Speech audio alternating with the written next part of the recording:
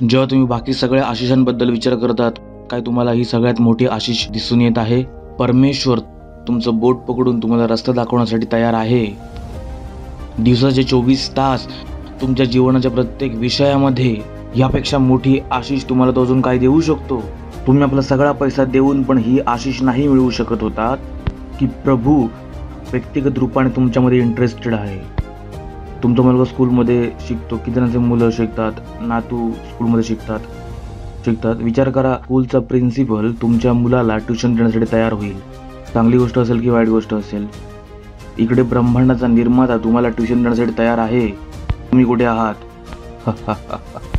ब्रह्मांडाला बनवणारा तुम्हाला तुम्ही ब्रह्मांडाच्या रचयितेच्या प्रत्येक गोष्टीला चिता जेव्हा त्याने ती बनवली आणि तो तुम्हाला चालवण्यासाठी तयार आहे.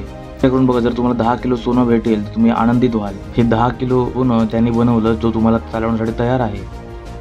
तो प्रभू तुम्हाला व्यक्तिगत रूपाने तुमच्या आतमध्ये घुसून तुम्हाला सांगण्यासाठी तयार आहे, तुम्ही कुठे आहात.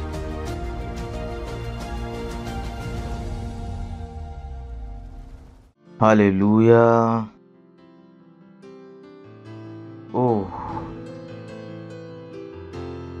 परमेश्वर, तुम्ही दयाळू आहात, तुम्ही कृपाळू आहात, तुम्ही प्रेमी आहात, प्रामाणिक आहात, सत्यनिष्ठ आहात, प्रकाशाचे पिता, महिमामय पवित्र. ओ प्रभू, धन्यवाद, धन्यवाद. तुम्ही युगानुयुग एकसारखे आहात. तुमची दया नवीन आहे आणि कायमची आहे. तुमचे वचन खरं आहे प्रभू, तुम्ही खरे आहात. ओ धन्यवाद प्रभू, आम्हाला कायम विजयाच्या जल्लोषामध्ये चालवण्यासाठी. धन्यवाद तुमच्या आत्म्यासाठी. धन्यवाद तुमच्या लिहिलेल्या वचनांसाठी. धन्यवाद देतो प्रभू तुमच्या त्या योग्यतेसाठी जे आमच्या आतमध्ये आहे. धन्यवाद देतो. धन्यवाद, धन्यवाद, धन्यवाद या वेळेसाठी जो तुम्ही आम्हाला दिला आहात, की आम्ही तुमच्या वचनाला शिकू आणि पुढे जाऊ. मी प्रार्थना करतो प्रभू तुमच्या मुलांसाठी. हे वचन त्यांच्या आत्म्याच्या चांगल्या जमिनीवर पडून 100 गुणा फळ आणणार आहे प्रभू येशू ख्रिस्ताच्या नावामध्ये. हा प्रभू, धन्यवाद देतो, धन्यवाद देतो, धन्यवाद, धन्यवाद देतो. आणि या प्रार्थनेला प्रभू येशू ख्रिस्ताच्या नावात मागतो. आमीन. Praise the Lord. बसू शकता. हालेलुया. शेजाऱ्याचं स्वागत करू शकता एक चांगले हसून. स्वागत आहे तुमचं. Praise the Lord. हालेलुया. बोला, मी आत्मा आहे, मी आत्मा आहे. लक्षात ठेवा, तुमचं जीवन तुमच्या आत्म्यामधून निघणार आहे. तुमचं जीवन तुमच्या आत्म्यामधून निघणार आहे. जे तुमच्या आत्म्याच्या डोळ्याने दिसून येत आहे ते तुम्हाला दिसणार आहे. आणि जे तुम्ही बघत आहात तेच तुम्हाला मिळणार आहे.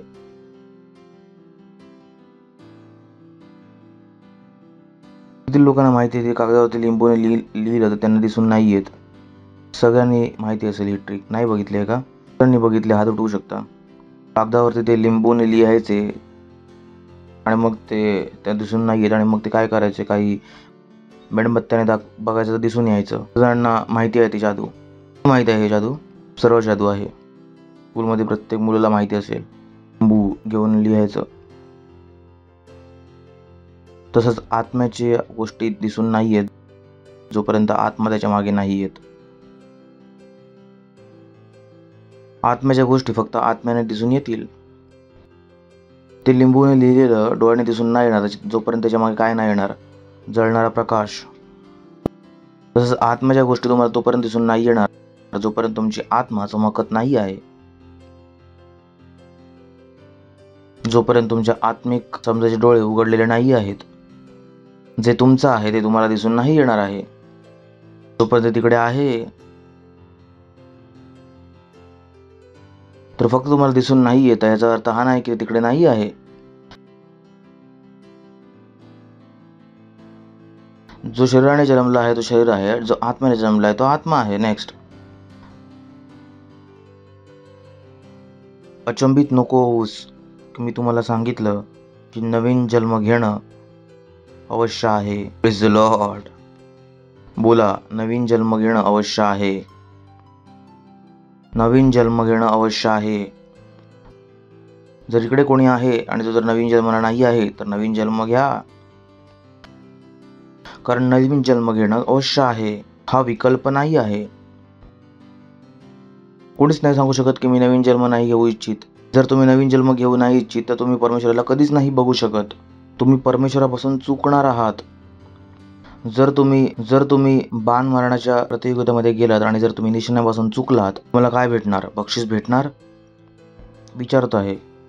अच्छा, किती जणांनी रिंग फेकली आहे? रिंग असतात ना, ते जत्रेमध्ये जातात, जे ती रिंग बघितली आहे का? हात तर उठवा. जर तुम्ही निशाण्यापासून चुकलात तर तुम्हाला काय भेटणार आहे? ज्या परमेश्वराकडून तुम्ही आशीष मिळवू इच्छिता त्या परमेश्वराकडून जर तुम्ही चुकलात, काय भेटणार?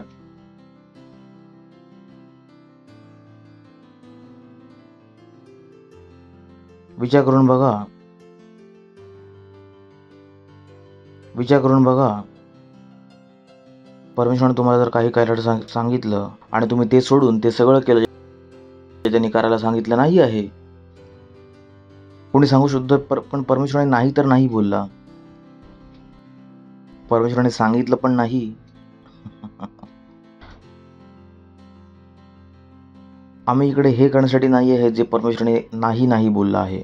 आम्ही इकडे ते करण्यासाठी आहोत जे परमेश्वराने सांगितलं आहे. किती जणांना समजत आहे? खरं आहे की खोटं आहे? प्रश्न समजला आहे का? कारण बरेच वेळा लोक सांगतात पास्टर परमेश्वराने नाही थोडीच बोलला आहे. त्या मुलीशी लग्न करण्यासाठी परमेश्वराने नाही नाही बोलला, पण सांगितलं का?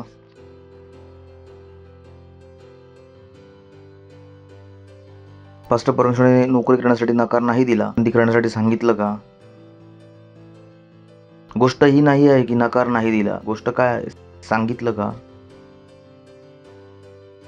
तर आपल्या डोक्यामध्ये गोष्टींना नीट समजा.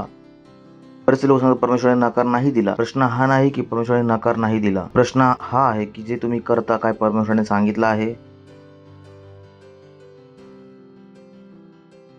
जे पण तुम्ही करत आहात, काय तुम्ही सांगू शकता चॅरिटी सोबत की जे तुम्ही करत आहात परमेश्वराने करण्यासाठी सांगितलं आहे? मी विचारत आहे प्रश्न तुम्हाला.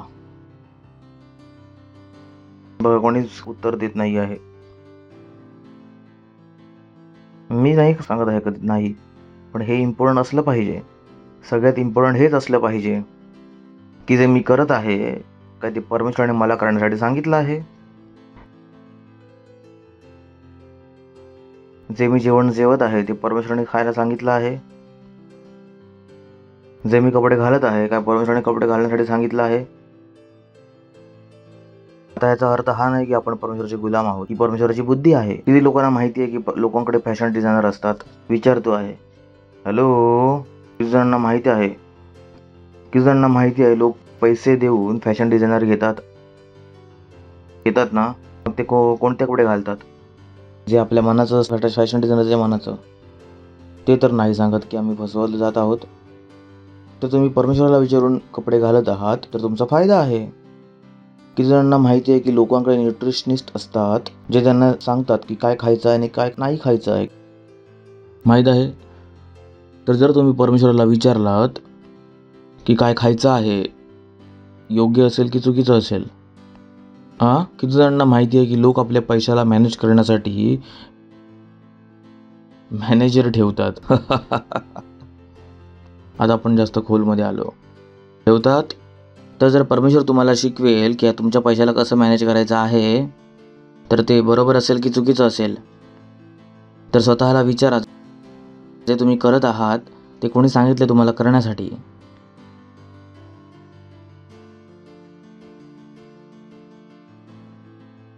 लोक ह्याच गोष्टींसाठी पैसे देण्यासाठी तयार आहेत, माहीत आहे का? तर जर परमेश्वराचा आत्मा तुम्हाला सांगेल की कुठे जायचं आहे आणि कुठे नाही जायचं आहे, कधी उठायचं आणि किती जणांकडे फिटनेस इन्स्ट्रक्टर असतात जे त्यांना सांगतात की कधी उठायचं आणि कधी झोपायचं आहे. जर ही सगळी कामं तुम्ही जर परमेश्वराला विचारून कराल तर तुमचं नुकसान होईल की फायदा होईल. पण किती वेळा लोक करत आहेत.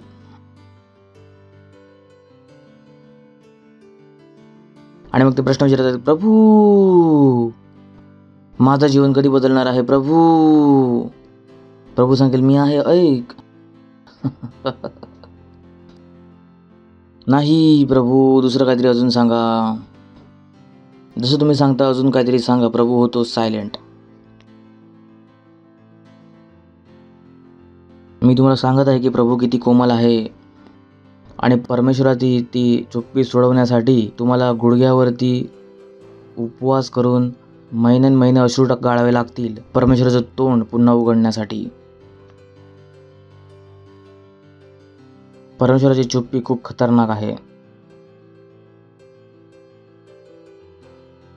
परमेश्वर जोपर्यंत बोलत आहे तोपर्यंत सगळं ठीक आहे. परमेश्वर दिवशी गप्प झाला तुम्ही सगळ्यात खतरनाक स्थितीमध्ये आहात. कारण परमेश्वर जे काम सगळ्यात चांगलं करतो, सगळ्यात जास्त करतो, तेच तुमच्या जीवनामध्ये नाही करत आहे. आणि त्यासाठी तुम्ही उत्तरदायी आहात. तुम्ही त्याला गप्प केलात.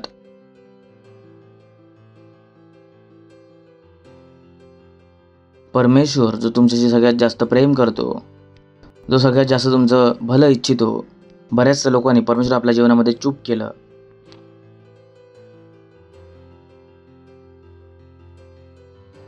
हसून घ्या, हसत नाहीये. परमेश्वर त्यांना सांगूच नाही शकत की तुमचं घर विका. परमेश्वर त्यांना सांगूच नाही शकत की तुमची गाडी विका. परमेश्वर त्यांना सांगूच नाही शकत की 6 वाजता ऑफिसमधून आल्यानंतर 4 तास रॅपसोडी वाटा. परमेश्वर हे बोलूच नाही शकत कारण त्यांनी बंद केलं आहे ऐकणं.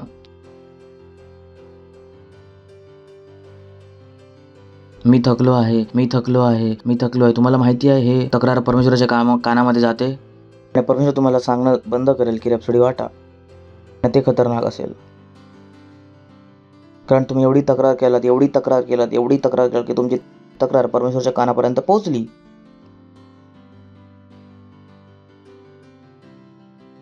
काही लोक एवढी तक्रार करतात, एवढी सर्व पण बोलतात, त्यांच्यासोबत बोलूच नका. कारण प्रत्येक गोष्टीमध्ये त्यांच्याकडे तक्रार आहे.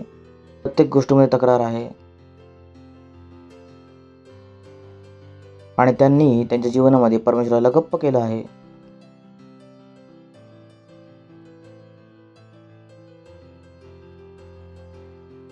हसून घ्या. हा हा हा हा हा हा हा हा हा हा.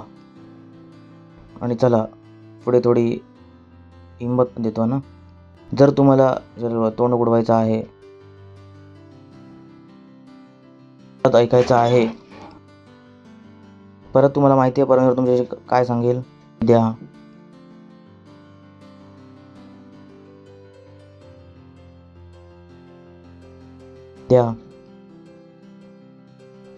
भेट दिल्याशिवाय त्याचं तोंड उघडणार नाही आहे.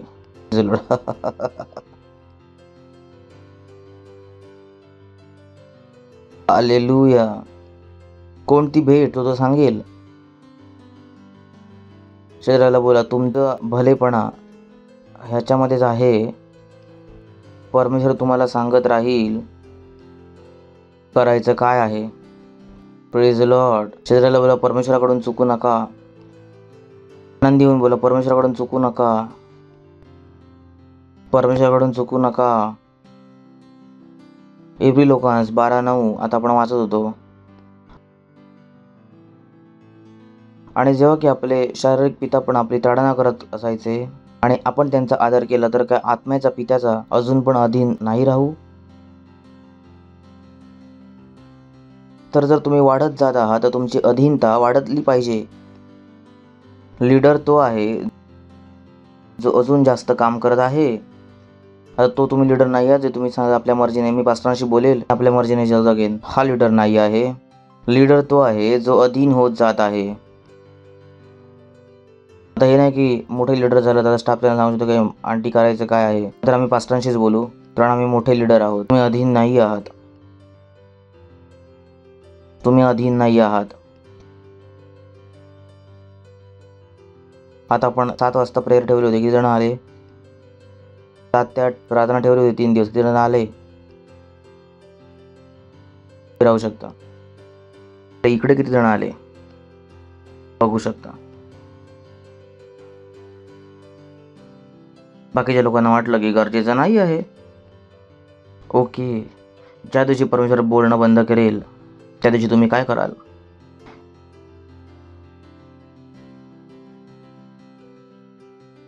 लिहिलं आहे की आणि जेव्हा की आपले शारीरिक पिता पण आपली ताडना करत असायचे आणि आम्ही त्यांचा आदर केला, तर काय आपल्या आत्म्यांच्या पित्याचा आपण अजून अधीन नाही राहू? निर्णय आहे जो तुम्हाला घ्यायचा आहे. निर्णय आहे जो तुम्हाला घ्यायचा आहे. पण बरेचसे लोकांना हा निर्णय घेण्यामध्ये खूप वेळ लागतो आणि हेच कारण आहे की परमेश्वराच्या आशिषांना बघण्यासाठी त्यांचं पूर्ण जीवन निघून जातं. Praise the Lord. हालेलुया. बोला, परमेश्वर आत्म्यांचा पिता आहे. Praise the Lord. हालेलुया. चला, एफिसीकरास 4 अध्याय हे जे मी वाचत आहे, थांबा मी दाखवू नका. ह्याला वाचल्यानंतर तुम्हाला विवश झालं पाहिजे. विवश प्रचार करण्यासाठी विवश. नेक्स्ट. एफिसीकरास 4 अध्याय 17 वचन. ह्यासाठी मी हे सांगतो आणि प्रभूमध्ये आग्रह करतो.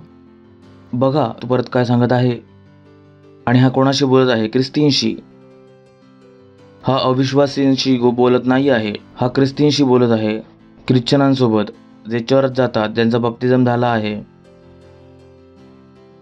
ह्यासाठी मी हे सांगतो आणि प्रभूमध्ये आग्रह करतो की जसे अन्नजाती लोक आपल्या मनाची अनर्थ रीतीवर चालतात, तुम्ही परत एकदा असं नका चालू.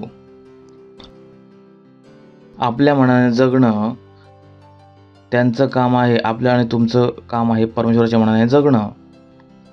नंतर समजून घ्या, हीच तर आशिष आहे. मेन आशिष तर हीच आहे की जे आपण परमेश्वराच्या द्वारे चालू शकू. Oh boy, oh boy. ख्रिस्तीमधली सगळ्यात मोठी आशिष की परमेश्वर आपल्याला चालवण्यासाठी तयार आहे. वाव.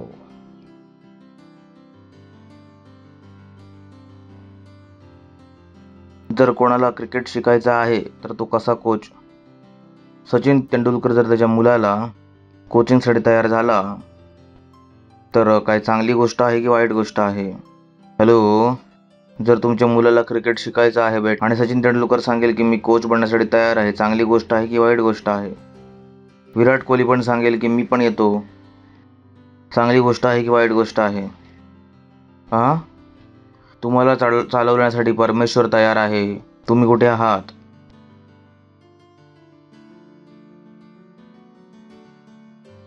ह्यापेक्षा मोठी कोणती आशिष नाही आहे.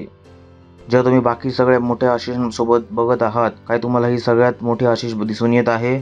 परमेश्वर तुमचं बोट पकडून तुम्हाला रस्ता दाखवण्यासाठी तयार आहे. दिवसाचे 24 तास तुमच्या जीवनाच्या प्रत्येक विषयामध्ये. यापेक्षा मोठी आशिष तुम्हाला तो अजून काय देऊ शकतो? तुम्ही आपला सगळा पैसा देऊन पण ही आशिष नाही मिळवू शकत होता की प्रभू व्यक्तिगत रूपाने तुमच्यामध्ये इंटरेस्टेड आहे?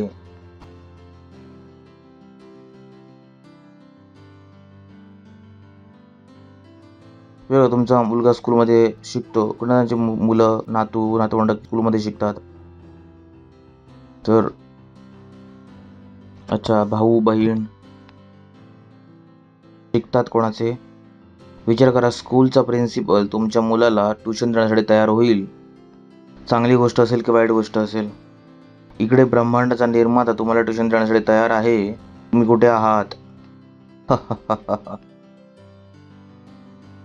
वाव. एवढी मोठी आशिष सोडून लोक माहित नाही काय करत आहेत. ब्रह्मांडाला बनवणारा तुम्हाला तुम्ही ब्रह्मांडाच्या रचयितेच्या प्रत्येक गोष्टीला इच्छिता जेव्हा की त्याने फक्त ही बनवली आहे, तो तुम्हाला चालवण्यासाठी तयार आहे. घेऊन बघा, जर तुम्हाला 10 किलो सोनं भेटेल तुम्ही आनंदित व्हाल. हे 10 किलो सोनं त्याने बनवलं, जो तुम्हाला चालवण्यासाठी तयार आहे. ज्या घरासाठी तुम्ही मरत आहात, ओ हो 200 मीटरचं घर, 1000 स्क्वेअर फीटचं घर, ही जमीन त्या माणसाने बनवली आहे, जो तुम्हाला ट्युशन देण्यासाठी तयार आहे.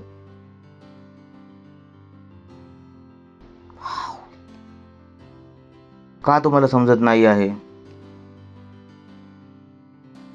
नाही, माझी मर्जी, मी हे करू किंवा मी ते करू. अनर्थ रीती आहे. परमेश्वराने तुम्हाला ह्यामधूनच तर काढून टाकलं आहे. कारण त्याला माहिती आहे, जोपर्यंत आपल्या मर्जीने जगत राहा तोपर्यंत मरणार आहात. त्याने आपल्या दयेमध्ये, आपल्या करुणामध्ये सांगितलं, मी तुझ्या आतमध्ये राहून तुम्हाला चालवण्यासाठी तयार आहे. हालेलुया. वाव. कसं कोणी परमेश्वराशिवाय जगू शकतो?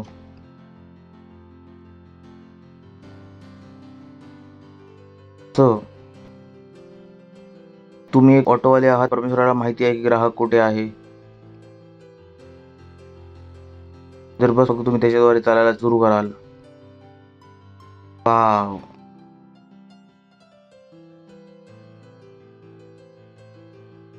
लिहिलं आहे. यासाठी मी हे सांगतो आणि प्रभूमध्ये आग्रह करतो, जसं अन्नजाती लोक आपल्या मनाच्या अनर्थ रीतीवर विचार करून बघा. आपल्या मनाची अनर्थ रीती.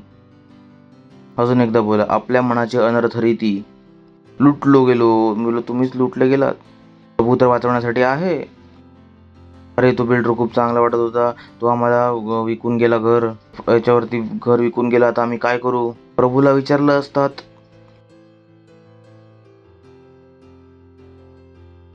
तुम्ही अब्राहम नव्हतात, काय होतात? लूत. माहितीये, काही लोक लूत आहेत. जिकडे हिरवं रान दिसलं तेच चांगलं आहे. आठवतंय तुम्हाला अब्राहम आणि लोत? किती जणांना आठवतंय अब्राहम आणि त्याचा भाचा लोत? आठवते अब्राहम आणि लोतला परमेश्वराने आणलं, सांगितलं निवडा. सॉरी, लूत सोबत बोललाच नाही तो. अब्राहमला सांगितलं जिकडे तुझं मन आहे. पण अब्राहमाने लूतला सांगितलं, लूत तू सांग तुला कुठे जायचं आहे.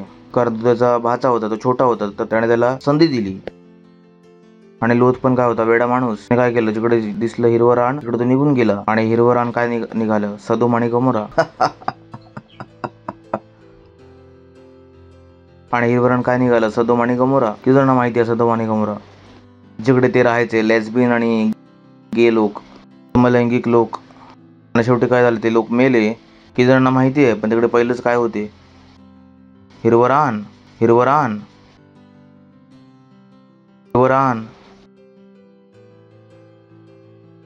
कारण लोत कुठे चालत होता? आपल्या मनाने. लोथाला समजलं नव्हतं की लोथाचा आशिष अब्रामच्या मागे मागे चालण्यामध्ये आहे. कारण बायबल सांगत नाही की परमेश्वराने कधी लोथशी डायरेक्ट बोललं. परमेश्वराने बोलणं कोणाशी केलं? अब्रामाशी. लोत तर फक्त अब्रामाच्या मागे मागे चालून चालून काय होता? आशिषित.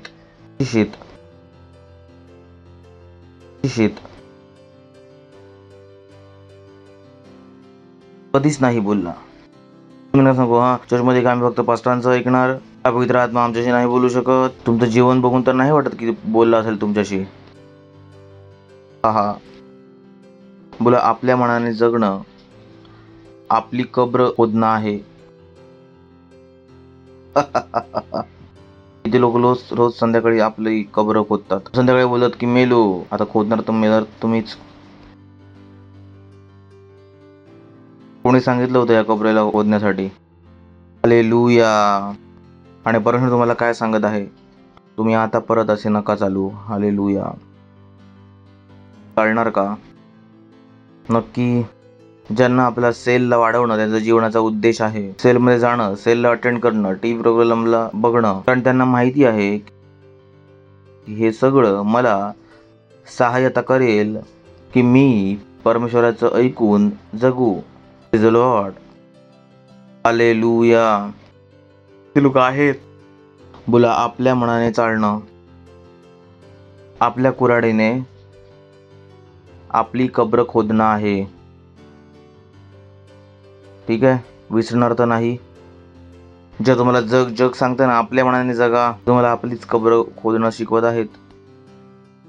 आणि हे स्वतः आपल्या मनाने नाही चालत, की दुसऱ्याच्या मनाने चालतात. त्यासाठी मी हे सांगतो आणि प्रभूमध्ये आग्रह करतो, विचार करून बघा. असं मी पण आग्रह करत आहे हात जोडून. त्याला समजलं की सगळ्यात मोठी आशिष काय आहे, प्रभूद्वारे चालणं. साठी मी हे सांगतो आणि प्रभूमध्ये आग्रह करतो. जसं अन्य जाती लोक आपल्या मनाच्या अनर्थ रीतीवरती चालतात, तुम्ही शरीराला बोलला तुम्ही आतापासून नक्की परत नाही ना मेसेज द्यावा लागेल हा. तुम्ही आतापासून घेऊन रॅप्चर पर्यंत, ठीक आहे. मी पुढे जोडतो, पण विसरेल, बोलेल पास्टरने आजच सांगितलं होतं आपल्याला उद्यापर्यंत जगणारच आहोत. नाही का? तुम्ही आतापासून परत असे नका चालू. नेक्स्ट. कारण त्यांची बुद्धी आंधळी झाली आहे. तो सांगत आहे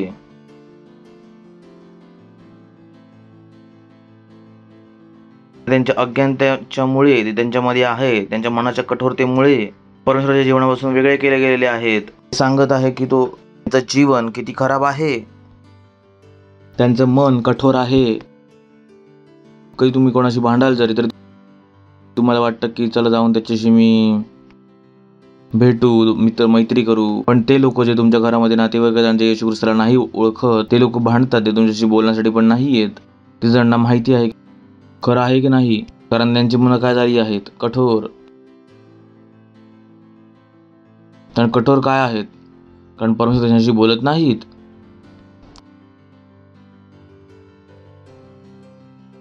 त्यांची बुद्धी आंधळी आहे. विचार करून बघा, बुद्धी आंधळी आहे. म्हणजे प्रत्येक पाऊल जे उठवतील ते काय असेल, चुकीचं. हेच कारण आहे की जगाचा त्रास हाच आहे.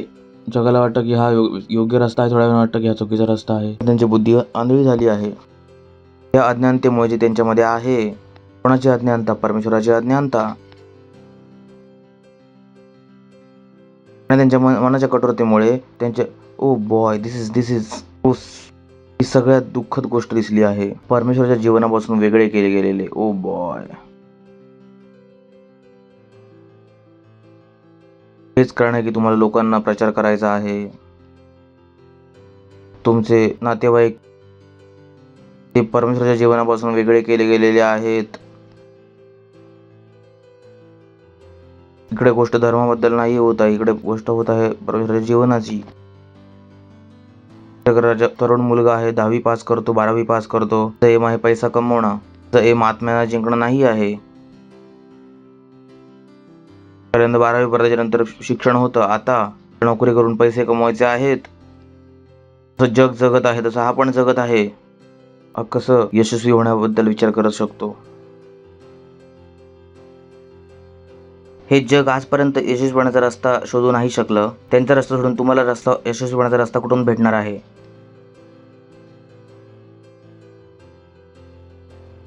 त्यांची बुद्धी आंधळी झालेली आहे. अज्ञानतेमुळे जी त्यांच्यामध्ये आहे आणि त्यांच्या मनाच्या कठोरतेमुळे ते परमेश्वराच्या जीवनापासून वेगळे केले गेलेले आहेत. नेक्स्ट. आणि ते सुन्न होऊन शब्दांचं निवड बघा. सुन्न माहिती आहे, सुन्न काय असतं? माहिती आहे सुन्न. तो माहिती सुन्नानंतर हातोडा पण मारला तरी फरक नाही. तसंच तुला सिगरेट पिल्याने कॅन्सर होतो, मला होतं, तुला तर नाही होत आहे ना. सुन्न. असं दारू पिलात लिव्हर खराब होईल, अरे माझा होतं, तुझा काय मतलब. सुन्न. शिवाय नको देऊ, माझी मर्जी, मी देणार. सुन्न.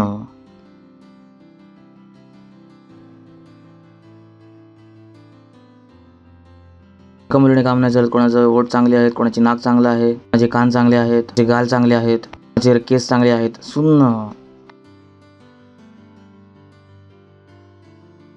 आणि ते सुन्न होऊन लुचपणमध्ये लागले आहेत आणि सगळ्या प्रकारचे घाणेरडे कामं करत आहेत. सुन्नचा अर्थ हा आहे.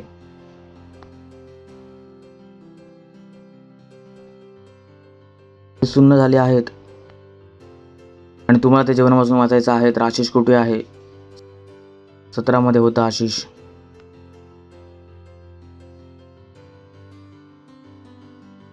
यासाठी मी हे सांगतो. आणि प्रभूमध्ये आग्रह करतो की जसं अन्न जाती लोक आपल्या मनाचे अनर्थ रीतीवरती चालतात, तुम्ही परत आतापासून नंतर नका चालू. Hallelujah, hallelujah. हालेलुया. शेजाऱ्याला बोला, परमेश्वराच्या रस्त्यावरती चाला. बाकी रस्ते खबरीकडे जातील. एकाच रस्त्यामध्ये जीवन आहे, तो आहे परमेश्वराचा रस्ता. उठू आपल्या हाताने, करा अन्य भाषेमध्ये प्रार्थना. करा अन्य भाषेमध्ये प्रार्थना. बोला, मी परमेश्वराच्या रस्त्यावरती चालत आहे. मी माझ्या जीवनासाठी मागे बोला, मी माझ्या जीवनासाठी परमेश्वराच्या इच्छेमध्ये चालत आहे, परमेश्वराच्या उद्देशामध्ये चालत आहे. मी अनर्थ रस्त्यावरती नाही चालत आहे. जीवनामध्ये माझा रस्ता महिमेचा आहे, यशस्वीपणाचा आहे, प्रगतीचा आहे, समृद्धीचा आहे, उन्नतीचा आहे. कारण की मी परमेश्वराच्या रस्त्यावरती चालत आहे. परमेश्वराच्या रस्त्यावरती चालत आहे. मी जगासारखा आपल्या मनाच्या अनर्थ रीतीवरती नाही चालत आहे, पण पवित्र आत्म्याद्वारे चालत आहे. मी जे काही करेन ते आत्म्याच्या द्वारे असेल. येशूच्या नावात, आमीन. अच्छा, हे बोलणं पुरेसं नाही आहे. असतं ना की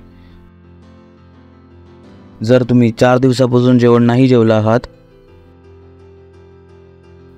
मला या बारीक बारीक मुली बसल्या आहेत, या 4 दिवसापासून जेवण नाही जेवतील, मी यांना सांगेन की हे उठवा.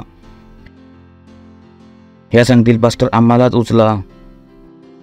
ह्यांचं मन होऊ शकतं, पण ह्यांच्याकडून उठणार नाही आहे. तसंच तुमचं मन असू शकतं परमेश्वराच्या रस्त्यावरती चालण्याचं, पण गरजेचं नाही की तुम्ही चालू शकाल. चालू तेव्हाच शकणार आहात जे वचन तुमच्या आतमध्ये अधिकतेने बसलेले असेल. जेव्हा तुमची आत्मा वचन खाऊन मजबूत झाली असेल, तेव्हा परमेश्वराच्या आवाजाला ऐकणं, परमेश्वराच्या आवाजाला समजणं आणि परमेश्वराच्या आवाजाच्या हिशोबाने चालणं सोपं होईल. पण जर तुम्ही वचन नाही ऐकत आहात, तुम्हाला रातफळ दिली गेली आहे, मी बोलतो दिवसातून 3 वेळा तीच चांगल्या प्रकारे वाचा. एक मेसेज रोज ऐका. तेव्हा तुम्ही तुमच्या मनाच्या अनर्थ रीतींना सोडून फक्त मन बनवणं पुरेसं नाही आहे. ते मन बनवण्यासाठी तुम्हाला अजून काहीतरी करायचं आहे. काय आहे? वचनाला भरून ऐकायचं आहे. जेव्हा तुम्ही वचनाला ऐकाल, तुम्हाला तेव्हा तुमचं जीवन व्यवस्थित दिसून येईल. तुम्हाला माहिती असेल की काय करायचं आहे आणि काय नाही करायचं आहे. कारण वचन परमेश्वराचा प्रकाश आहे. Praise the Lord. आणि जेव्हा प्रकाश येतो तेव्हा अंधकार काय होतो? लांब होतो. त्यांच्याकडे नाही आहे, कारण त्यांची बुद्धी काय झाली आहे? तळी. हालेलुया. पार्टनरशिप देण्याचा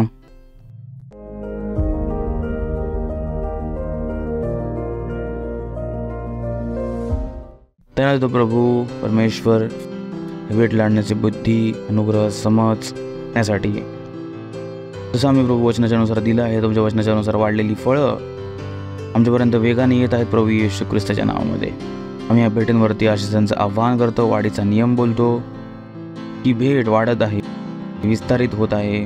राज्य आणि सुवार्तेच्या विस्तारासाठी धन्यवाद देतो प्रभू. आणि या प्रार्थनेला प्रभू येशू ख्रिस्ताच्या नावात मागतो. आमीन. Praise the Lord. जर तुम्ही कधीच उद्धार ग्रहण नाही केला होता, जर तुम्ही ख्रिस्ताला कधीच आपल्या हृदयामध्ये ग्रहण नाही केला होता, जर तुम्ही कधीच ख्रिस्ताच्या जीवनाचा अनुभव नाही केला असाल, ज्याच्याबद्दल मी बोलत आहे, या शब्दांना बोला. हे प्रभू परमेश्वर, मी विश्वास करतो येशू ख्रिस्तामध्ये, परमेश्वराच्या पुत्रामध्ये. मी विश्वास करतो की तो मेला मला वाचवण्यासाठी. मी विश्वास करतो परमेश्वराने त्यांना मेलेल्यातून जिवंत केले आणि ते आज जिवंत आहेत. मी माझ्या तोंडाने घोषणा करतो, येशू ख्रिस्त माझ्या जीवनाचे प्रभू आहेत आजच्या दिवसापासून. आणि त्यांच्यामध्ये माझ्या विश्वासाद्वारे मी ग्रहण करतो अनंत जीवन माझ्या हृदयामध्ये माझ्या आत्म्यामध्ये. धन्यवाद प्रभू. माझ्या आत्म्याला वाचवण्यासाठी आता माझ्याकडे अनंत जीवन आहे. आता मी परमेश्वराचे एक मूल आहे. मी नवीन जन्मलो आहे. धन्यवाद प्रभू. जर तुम्ही आताच या प्रार्थनेला बोलला असाल तर अभिनंदन. परमेश्वराच्या राज्यामध्ये तुमचं स्वागत आहे. उभे राहूया, परमेश्वराला धन्यवाद देऊया. परमपितेचे प्रेम, प्रभू येशू ख्रिस्त अनुग्रह आणि पवित्र आत्म्याची सहभागिता आमच्यासोबत कायमसाठी बनून राहील. प्रभू येशू ख्रिस्ताच्या नावामध्ये आमीन. निश्चितच बलाय आणि करुणा कायम आमच्या जीवनामध्ये निवास करेल आणि आम्ही कायमसाठी परमेश्वराच्या घरामध्ये निवास करू. प्रभू येशू ख्रिस्ताच्या नावामध्ये आमीन. Thank you very much.